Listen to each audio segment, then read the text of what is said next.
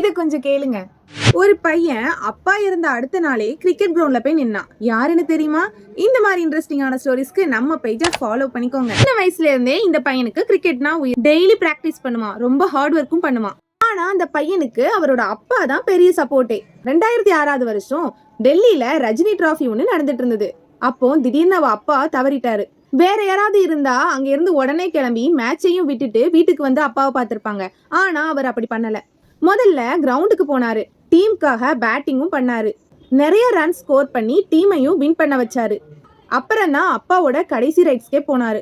அந்த ஒரு டிசிஷன் தான் அவருடைய கமிட்மெண்ட்டையும் அவருடைய டிசிப்ளினையும் எல்லாருக்குமே காட்டுச்சு. கொஞ்சம் கொஞ்சமா இந்தியா டீம்ல இடம் பிடிச்சாரு, கேப்டன் ஆனாரு, வேர்ல்ட் கப்பும் ஜெயிச்சாரு, உங்களோட பெஸ்ட் பேட்ஸ்மேன்ல ஒருத்தராவும் ஆனாரு. இந்த கதையோட ஹீரோ தான் விராட் கோலி. இதுல இருந்து என்ன தெரியுதுன்னா, கஷ்டம் வரும்போது கிவ் அப் பண்றது ஈஸி. ஆனா தன்னோட கடமையை முடிச்சுட்டு முன்னாடி நகர்ந்து போறது தான் நாளைக்கான ஹிஸ்டரியை கிரியேட் பண்ணும். இந்த ஸ்டோரி பிடிச்சிருந்துன்னா உங்களுடைய ஃப்ரெண்ட்ஸ்க்கு ஷேர் பண்ணுங்க. See you next video. Bye bye.